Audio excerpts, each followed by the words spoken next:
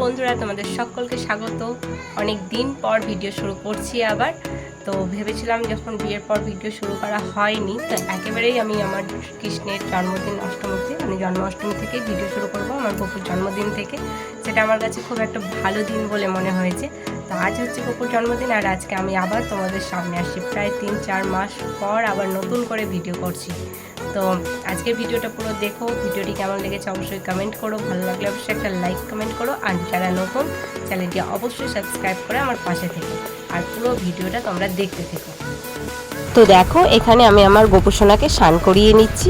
তো স্নান পর্ব শেষ হলে আমি আমার গোপুসোনাকে রেডি করব।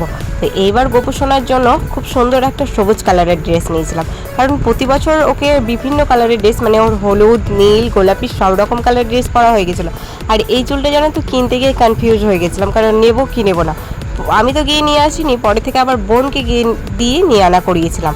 আর এবছর আমি আমার গপুকে একটা চাঁদির বাঁশি গিফট করেছি, তো সেইটাও দিয়ে সাজিয়ে দিলাম। তো কেমন লাগছে অবশ্যই কমেন্ট করে জানিও। তো ওখানে ওকে বসিয়ে দেওয়ার পর এইবার ফুলগুলোকে মানে ফুটিয়ে নিয়ে সাজানোর পালা। তো খুব একটা কম ডেকোরেশন করা, র্যাপিং পেপার দিয়ে যেটুকু পেরেছি করেছি, কারণ আমাদের পুজো করার জায়গাটা না খুব ছোট, তো অসুবিধা হয়, তার কারণে বেশি চাইলেও পারি না করতে, যেটুকু পেরেছি সেটুকু করেছি।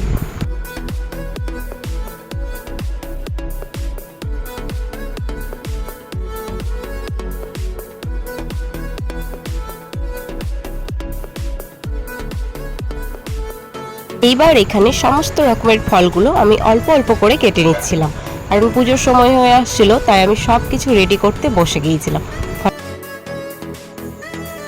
দেখো, এখন বাজে 11টা, আর আমার এখানে সব কিছু সাজানো কমপ্লিট হয়ে গেছে। আর এই যে এগুলোতে আমি প্রত্যেকটাতেই তুলসী পাতা দিয়ে দিচ্ছি একটা একটা করে। তো এখন 11টা বাজে, আরও 1 ঘন্টার অপেক্ষা আমার, তাহলে আমি পুজোতে বসবো। এখানে সব রকম ফল কেটে রেখেছি, এখানে 5টা ফল রেখেছি, আর এখানে রয়েছে চালের বড়া, তালের লুচি, 5 রকমের মিষ্টি, পায়েস, চকলেট সব কিছু রেডি করে রেখেছি। এখন শুধু টাইমের অপেক্ষায় বসে। পুরোপুরি 12টার সময় আমি পুজোতে বসেছিলাম। এখানে আমার ঘট বসানোও কমপ্লিট হয়ে গেছিলো। আর এইখানে এক একটা প্রসাদের থালা নিয়ে আমি প্রভুকে সামনে দিয়ে আবার নিচে রেখে দিয়েছিলাম। দেখতেই পাচ্ছ জায়গাটা কতটা শর্ট, প্রচণ্ড অসুবিধা হয় জানো তো এইভাবে পুজো করতে। প্রতি বছরই বলি, প্রভু তোমার জন্য কবে একটা আলাদা করে ঘর করতে পারবো, যেখানে আমি মন ভরে তোমার মানে সব রকম ডেকোরেশন করে পুজো করতে পারবো। তো যাই হোক, এইভাবেই আমি প্রতি বছর পুজো করি। আর এখানে হয়ে গেছে আরতি করা কমপ্লিট আমার। পুজো শেষে এখানে আমি ভক্তি ভরে প্রণাম করে নিচ্ছিলাম, আর গপুর কাছে সমস্ত ভুল টুটি মাপ চেয়ে নিচ্ছিলাম। আমার গপু যেন সকলের মঙ্গল করে, সবসময় সকলকে সবসময় ভালো রাখে। ভিডিওটি তোমাদের কেমন লেগেছে অবশ্যই কমেন্ট করো, ভালো লাগলে অবশ্যই লাইক কমেন্ট করে দিও, আর নতুন হলে অবশ্যই চ্যানেলটি সাবস্ক্রাইব করে